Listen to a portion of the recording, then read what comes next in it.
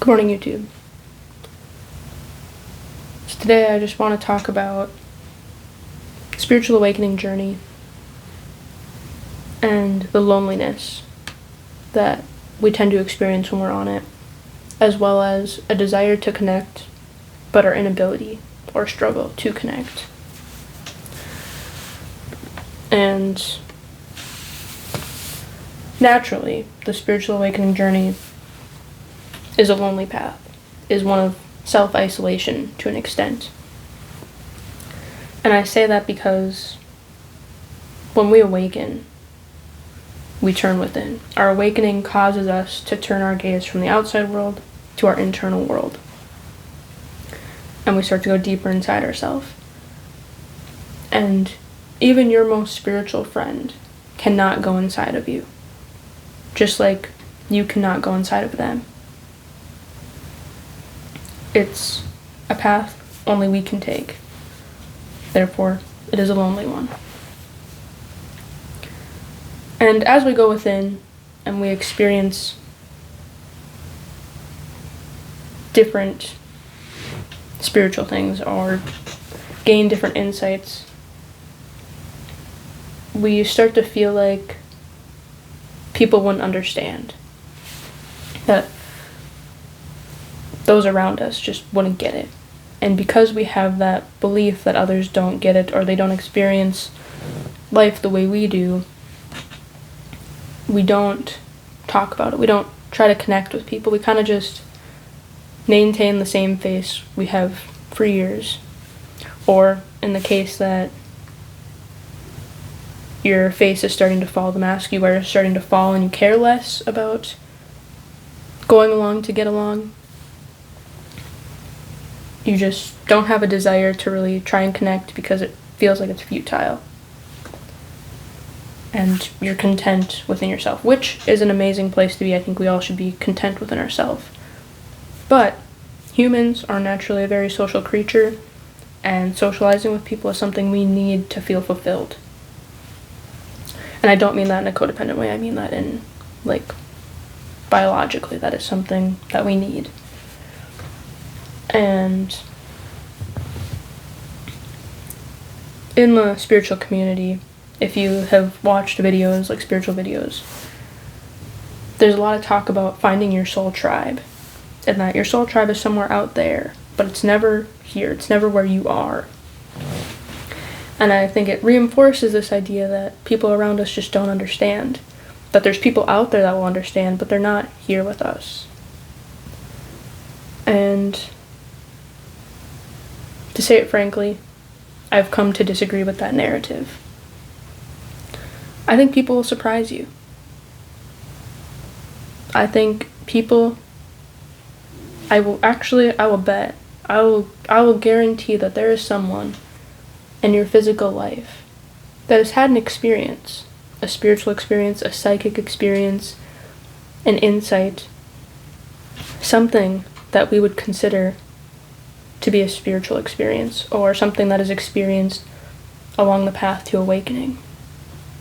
But like us, either A, they don't feel like anyone will get it, or B, they might not have the vocabulary that we have to explain it. Because not everyone that wakes up pursues the spiritual knowledge, if that makes sense. I know people who I think are very awake, probably even more awake than me, but they just don't have an interest in learning the knowledge or learning the vocabulary. You know what I'm saying? They're awake, but their awakening has taken them a different path. They're not interested in that. They're more interested in other things. And that's completely okay. Not everyone that wakes up needs to talk about astral travel or plant medicine. You know? There needs to be people that talk about how we can create energy that's more sustainable for the earth. Or there needs to be people that talk about, advancing the healthcare system. Now, those avenues are not necessarily my interest. I feel like my interest has taken the more philosophical route in my awakening. But there needs to be doctors, there needs to be engineers, there needs to be artists, you know? It takes all types of people to make the world go around. And just because people don't talk about spiritual things doesn't mean they're not spiritual. Doesn't mean they don't understand. And I think that is something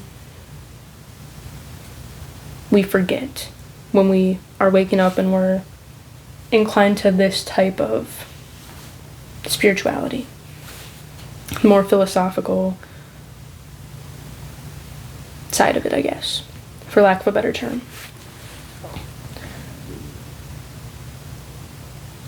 And an example I have of this is that I have a friend, I'll call him Vinny, just because he's private.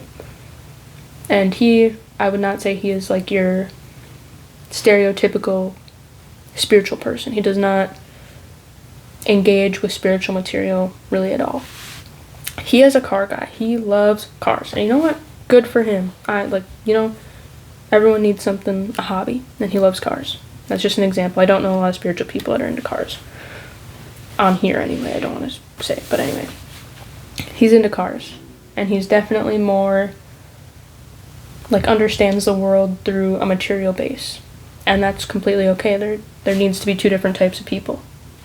The polarities, We live in a material world. But that doesn't mean that he is shallow, because I feel like he is very wise and he sees things clearly, but maybe isn't always given credit for. But anyway, what I was saying is that one day, totally out of the blue, we've never really talked about spiritual things other than what we believe was maybe the extent that we've gone into our conversations. And one day he just told me that he had started seeing, when he would look at certain people, that he would just see blackness where their face should be. And he was only seeing it around people that him and I had discussed as being maybe toxic or people that you wouldn't want in your inner circle. Not to judge them. Everyone's on their own journey. But if you're creating drama for the sake of creating drama, no offense, but I don't really want you in my life. In that close of range anyway. And these are the type of people that he was seeing, the blackness over their face. Now, what that meant to him, I don't know. I'm not going to speak for him, but how I understood it was that maybe some of his, that was his intuition or a psychic ability of his was coming online. Now, did he call it a psychic ability or an intuition? No. But he understands his own language. He understands that relationship between seeing that phenomenon on someone and what it means to him. He understands that. Did he call it, psychic abilities? No. But that doesn't mean that... Whatever, okay. You get the point I'm trying to say. And also, on the same vein, is that connection doesn't have to be based on spirituality. And the way I put it is spirituality is an aspect of our life. Just like our hobbies are an aspect of our life. His hobbies are cars, my hobbies writing, reading. And I don't always read spiritual things. I've said in a video before, I really like true crime, This is about a serial killer, the serial killer's daughter, a memoir. Not what you would expect a spiritual person to read, right? But what I'm trying to say is we can make connections with people outside of our spirituality that can be just as fulfilling as making a connection with someone who is spiritual, and we can talk about using the same vocabulary about our spiritual experiences. And that, I'm not saying a soul tribe doesn't exist, that's not what I'm saying at all. But I am saying you don't need to wait for the perfect person, the perfect group of people. And I know that I have met people along my path that have probably, most likely, were more aware than I was. And because they were willing to engage with me and talk with me and all of that stuff, it helped open me up. And we can do the same thing for others. We don't need to talk about spiritual things all the time. We're humans. We have bills to pay. There's politics happening in the world. I'm not saying you should talk about politics, but That's happening. There's other aspects of life than spirituality. There's other aspects in which we can connect with people, and I don't think we should use our spirituality as an excuse to not connect with people around us. I kind of went on a little bit of a tangent there, and I hope what I said made sense. That's my stomach. I'm hungry. But yeah, that's really all I got. And just don't self-isolate. I know there's periods where you need to, but there's also periods where we choose to because we think people don't understand. But people will surprise you. We all come from one source. We're all one. And, excuse me. And getting stuck in having a spiritual-based friendship or friend group can be a block when it comes to connecting. And even though you might feel like someone is not as awake as you, that doesn't mean that they don't have something to teach you or something to offer you. And just because you feel like you're more spiritually awake than them, doesn't mean you have something to offer them. We're all on different paths. We're all on different levels. And that's what the world needs to balance. It needs all of these different levels. If everyone was on the same plane, if everyone was like, for lack of a better way of explaining it, level 10 of spirituality, is like, we wouldn't really progress because there's no up and down. There's no contrast in which we can understand the world around us. We need contrast to understand. And contrast comes in different areas of interest. So I guess maybe what I want to leave you with is go talk to someone, go talk to a stranger, go talk to someone you see every day that you don't normally talk to. Create a conversation, create a connection, because you never know, that connection might give way to a beautiful relationship. It doesn't have to be spiritual.